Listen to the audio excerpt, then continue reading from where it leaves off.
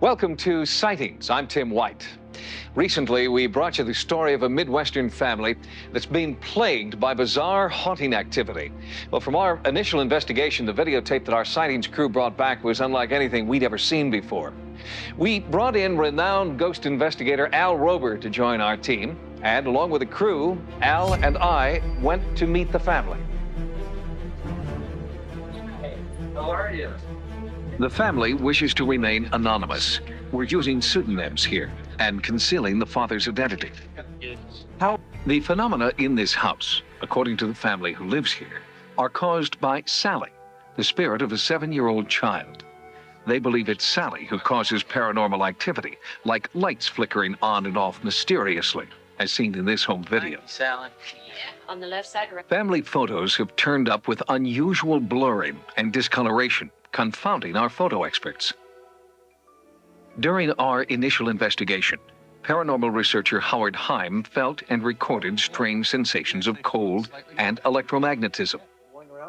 Yeah. I actually feel like a small circumference about 4 inches in diameter coming straight down. Sightings camera operator Phil Lapkin was startled when an intense charge of static electricity began swirling around him.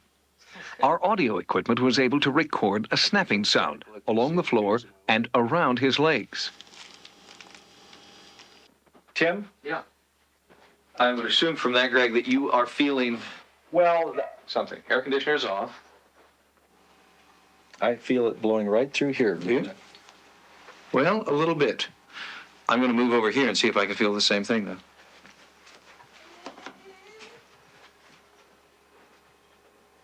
I was not the only member of the Sightings crew who seemed to feel a strange sensation of cold air circulating in small, isolated patches. It happened again and again. Oh, man. That's weird. It's right, yeah, right here. Ooh, And boy. the hair on your arms is standing up. In and of itself, the sensation of cold and static electricity was intriguing, but not proof of the existence of Sallie. However, the sensations, some were feeling more strongly than others, were usually followed by physical harm to Jeff. More. Oh, Well, now that's very interesting. it'd be okay if I sit down for Why don't you sit down? I can tell that you're losing your breath right now. Sallie, what did I tell you? Sallie, we see you. We know you're here. Whoever or whatever was responsible for these painful scratches struck repeatedly throughout the day. At one point, new welts began to form on Jeff's stomach. Then, I was shocked to see mysterious welts forming on his forehead. Whether the source of this bizarre activity lies within Jeff or in an outside entity who craves attention, the result is still unexplainable. What type of energy could create the frightening, diverse phenomena occurring here? Being on site, observing the ghostly activity as it happens, has been a disturbing experience. It's clear that this case merits continued investigation. Psychic Peter James says he has had the ability to communicate with ghosts since he was a child. Today, Peter continues to develop his power to speak with and even see what he believes are the spirits of the dead. Peter James never saw any videotape. He knew nothing specific about the haunting or its gruesome effects. The identity of the family was not disclosed to Peter. The husband is also asked to have his identity hidden on our tapes. A Sightings video crew accompanied Peter to the family's 100-year-old house. Before he even stepped inside, Peter saw something. You know what I sense up there?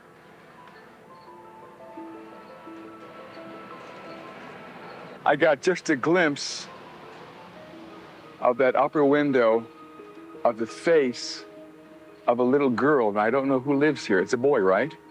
But I saw the face of a little girl in that window just now. A little girl is precisely what the husband described seeing months before. walked over to the kitchen cabinet, opened the cabinet and got out a glass, poured more orange juice. Started to take a drink, and as I turned around, there was a little girl standing not more than 3 foot away from me, just as plain as you are. She's right here with me right now. I'm feeling something. really cold, shoot around my stomach.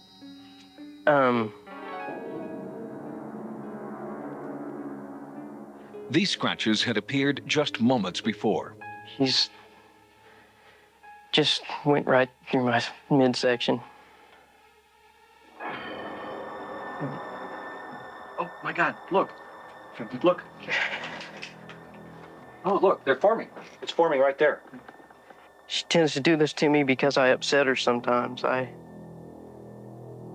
She wants to be noticed, I think, today. There's a little girl that's standing right there. Right at the top of the stairs. Hello? Hello? Look. Hello? Can you speak to me? Sallie? Is that your name, Sallie? Sallie? Okay. The family and our sightings investigative team were amazed that Peter James had correctly named the entity. I'm getting a lot of resistance right here at the door, meaning whatever is in the room wants me out. Speak to me. Peter had no prior knowledge about the scratching and bleeding phenomena attributed to Sallie. So when the husband began to panic during this session, Peter thought it was just nerves. Really, just now? When you said, speak to me now, Yeah. he felt the cold Yeah. fly past him. And he's... And she scratched you? There, my back's been stinging. Are you okay? Yeah, I just... Don't be frightened. There's nothing to be afraid of. Remember, you're in control here. So don't. MC.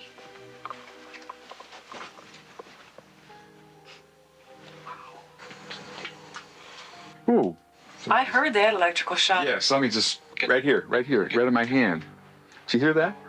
Okay, right in my hand. It hit me right there. Hello. Easy. I'm not afraid of you. Was the electrical shock a form of communication?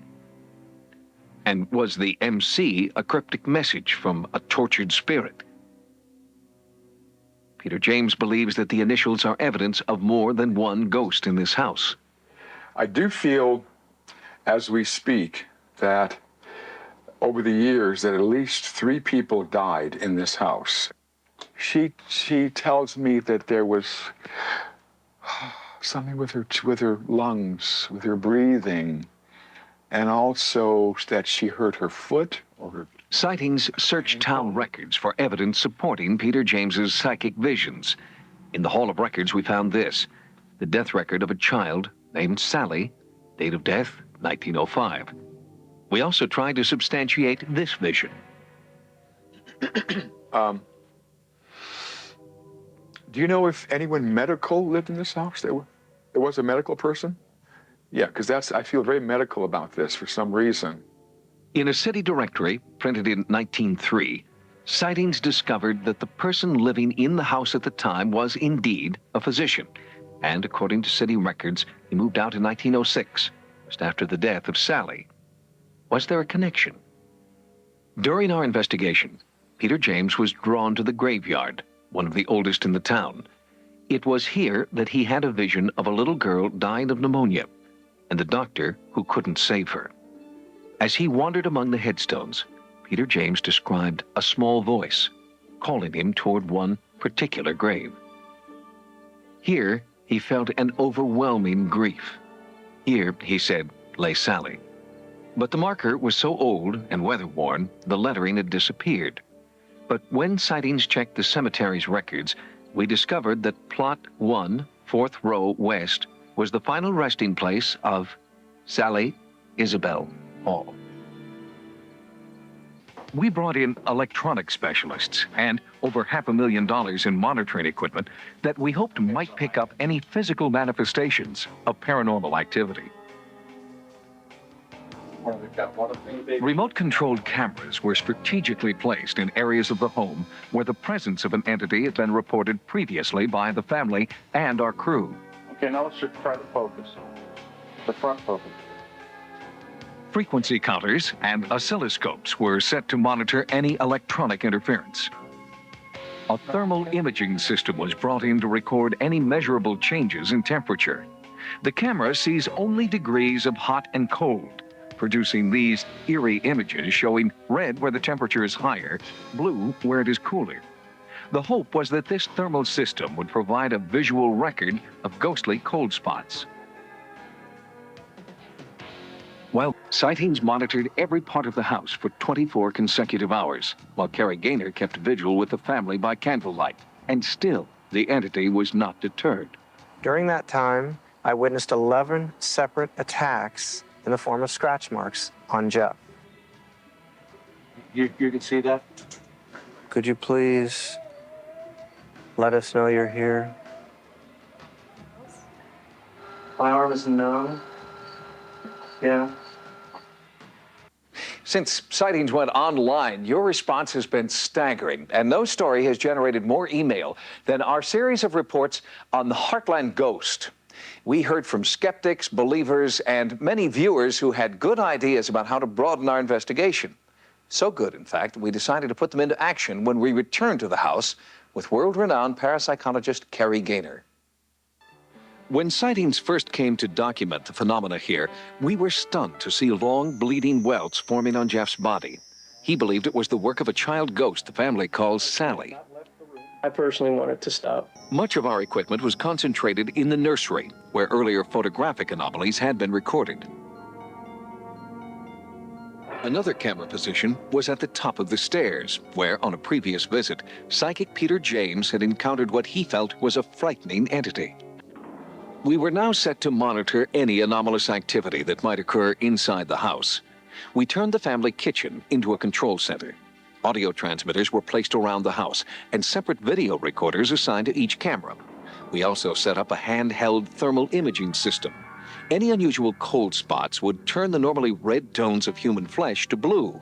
During this setup, producer Craig Armstrong had his own encounter. There it went right again, right over here. But I get this, I get like a cool right here. Right here. It's really weird. Perhaps it was a premonition of things to come, or a result of what Peter James had felt. 3 people did, in fact, die in the house. One in 1872, another in 1900, the last in 1918. We unearthed their death records on the eve of our all-night vigil. Carrie Gaynor asked that his investigation continue by low-level lamplight. All right, why don't you make a request? Anything that comes to your mind. Sallie, could you do this for me, please? I'd like for you to show them that you're really here. No one in the room heard a response, but our videotape recorded a chilling sound.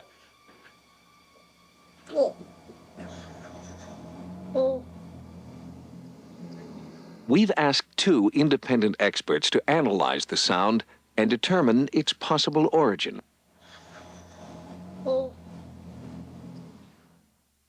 During the time that the strange sound was being recorded, only one of 2 oil lamps began to flicker. Although the wick was trimmed, the windows were closed, and the air was still.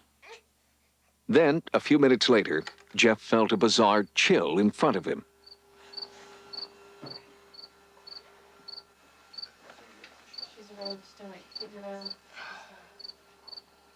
Yeah, we've got a new scratch. Yeah, we got fresh blood here. This wasn't here 2 minutes ago. It was just one of many scratches that appeared periodically throughout a night of bizarre events.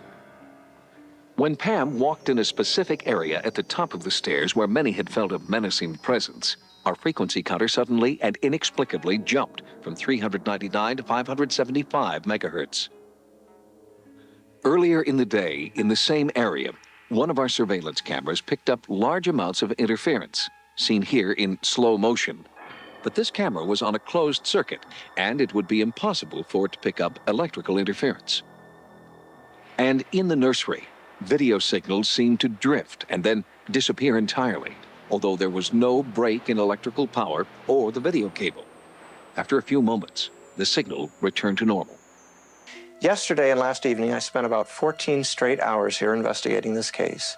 During that time, Jeff was attacked 11 separate times. There were 11 separate instances of scratch marks on his body. Some of the scratches were very thin, and some were very thick, welt-like scratches that were really quite frightening.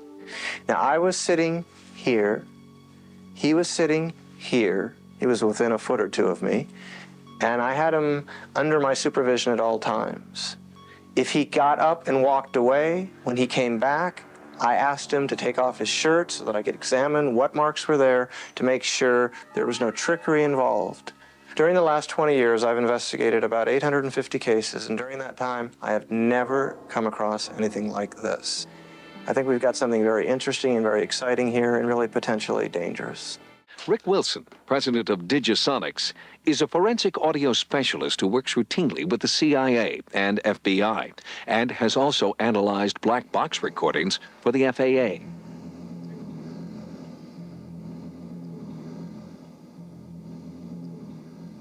We looked for a lot of the characteristics that would immediately identify it as a definitely mechanical sound, as a definitely electronic sound, and those were ruled out. See, one thing that makes this sound interesting and eliminates a lot of possibilities right off the bat is that above about 500 hertz, there's nothing there. If the sound is not natural, could it be supernatural? For an answer, we turn to electronic voice phenomena authority Sarah Estep. I've been taping for 18 years, and I've investigated a number of haunted homes, houses, properties, locations, and I've never heard anything quite like it. Is it a ghost? I really have absolutely no way of knowing. I really don't. My best bet is that it's something magnetic. And how that magnetism was introduced is anybody's guess. Many people have asked, why doesn't the family simply move out? And in fact, they will be moving as soon as possible.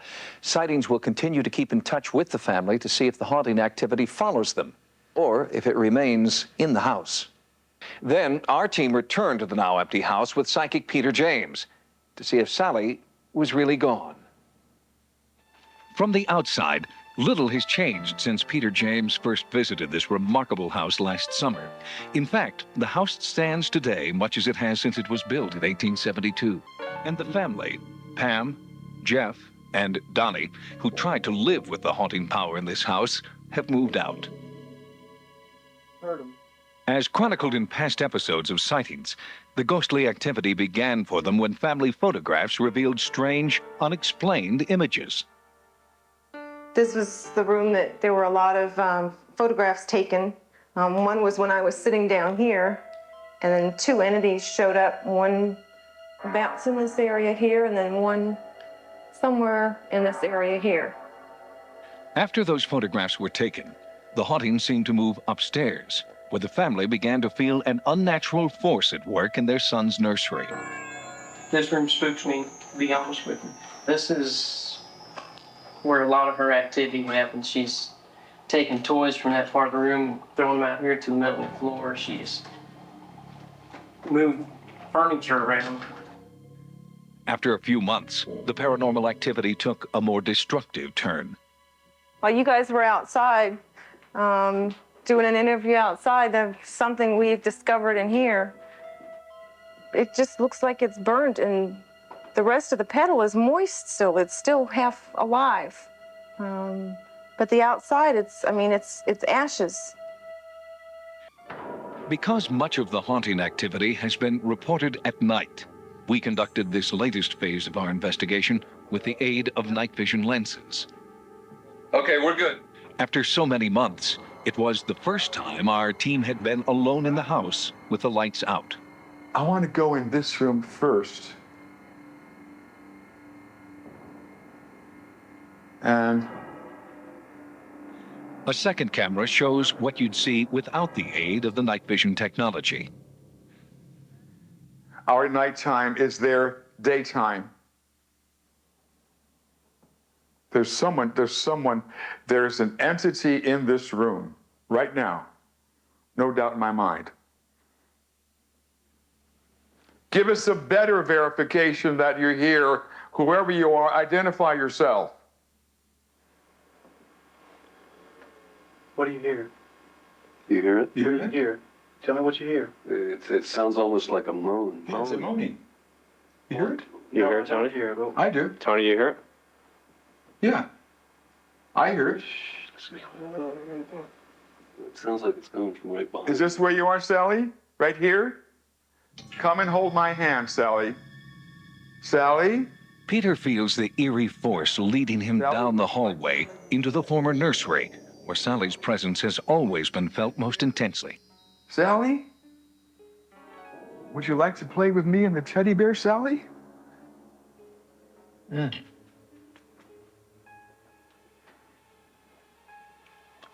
You all right? Yeah, I'm fine, just burning. Is this unusual? Something like this happen? Yeah, she's, oh, that really burns. Sally has supposedly burned before. A rose, a bib, but never a person. Something is burning my face, like right now. Peter James was visibly shaken by the painful encounter. Wow. Sally, you be nice.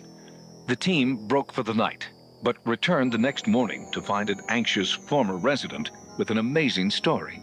Peter James believes that Sally is still present in the house. And there was other evidence as well. When the former tenants, Jeff and Pam, returned to the house for a surprise visit, something sinister returned with them.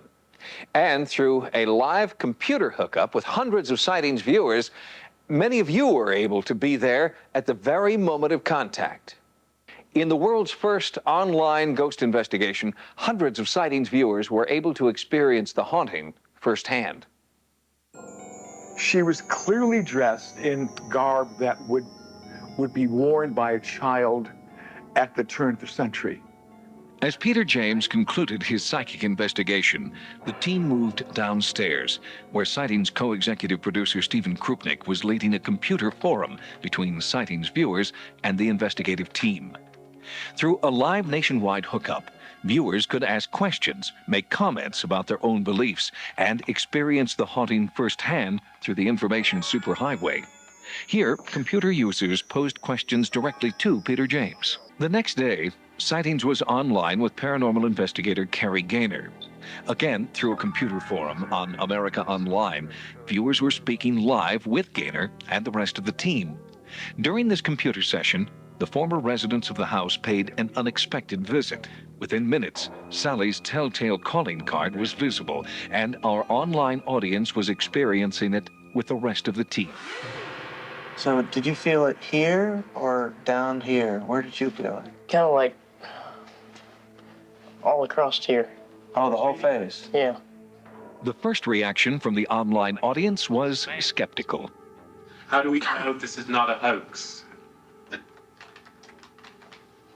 Well, I don't know. I'll let you answer that.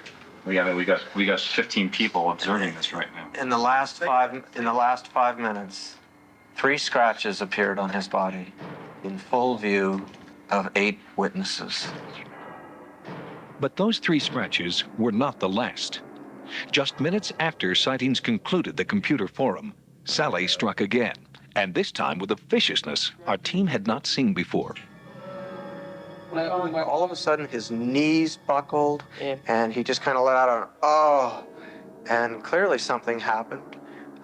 We went up, lifted up his shirt, and there were 2 vicious scratch marks across his back, and it really looked like an attack. You okay? You still hurt? His knees even gave out. Including the owner, a 20-year veteran of the local police department. My hand got real cold. I mean, it got real cold. I thought somebody was doing something. I looked back both ways, and I asked everybody in the room if they had felt that. And I said, it startled me. It kind of scared me. Did you all feel that? And I didn't buy any of this. I really did until that happened. It happened. And we had felt the room temperature go out, which I figured was a draft in the room. But when it touched me, that was not a draft. Something's going on in that house. It's strange activity. What it is, I don't know. And so far, scientific equipment has failed to come up with the answer. We thought we might find something as we took several different kinds of measurements, and we found basically that the readings were no significant deviations. The lack of scientific evidence in the face of so many personal experiences convinced the family to seek help of another kind. They asked that an exorcism be performed to rid them of the entity. We were all holding hands, and at one point, my husband would grip her real hard. We were told not to let go. Don't break the circle. And he just held on real tight because he was in such pain. It was odd because he's never really felt the pain before. But afterwards, we found out that he had been swiped at with a hand across his back on 3 separate occasions that left, I think it was 11 scratches right across the center upper portion of his back, his shoulder area. These are the scratches that materialized during that exorcism. And as long as the family stayed away from the house, the scratches didn't return. But during our investigation and an online computer forum with sightings viewers, the family dropped in unexpectedly. And within minutes, so did Sallie. So did you feel it here or down here? Where did you feel? Kind of like all across here. Oh, the whole face? Yeah. First, a scratch appeared on his face. Then, moments later, deeper cuts appeared on his back. You physically felt that? Yeah, that hurt. Describe to me again what you felt. Just a sharp sting. Felt like somebody stabbing something in my back. You okay? Yeah. Still hurt? No. We set up additional cameras and monitoring equipment, hoping to capture any further scratching episodes. It was while we were setting up that the victim, who had always wished to remain anonymous, told us he wanted to reveal his true identity. Sightings has made a habit of coming back to visit you. During that time, you asked them to disguise your appearance. Now you're finally allowing them to use your appearance. What changed for you? Well, it's something that me and my wife we talked about a lot. And it's a pretty religious town. And I didn't know what kind of feedback we'd get from this type of situation. The more we've talked about it, and since we have been on television a few times, and we've been getting some pretty positive feedback. I mean, the people have accepted it really well. So people aren't ridiculing you as much No, like I mean, you thought they might. we get our taunts every once in a while, or somebody will, say something, but it's something that I know what's happening, and my wife knows what's happening, and that's what's important to me. Now here's a new one right now. Right now. Right here. Brand new. Can anyone get closer? Yeah, we're pretty close. I'm sitting right here and I didn't see it. It's on your side, yeah. It's on my side. I'm sitting right next to you. Mm-hmm. This scratch right here, all the way down to here, was not on your face when we came in because we saw this one here. We examined your face, your stomach, your back. Your hands are right here in full view of the camera and in full view of all of us. If one of those hands had gone to your face, I would have seen it. It would have been on that camera. This is truly incredible. Truly incredible. This happened right here, right this moment. If this were true, typical poltergeist phenomena, it would follow Tony to his new home. Now, he's only been in his new home a month, so it's still a little bit too early to make that kind of judgment yet. The story's not complete here. We've got a lot more work to do.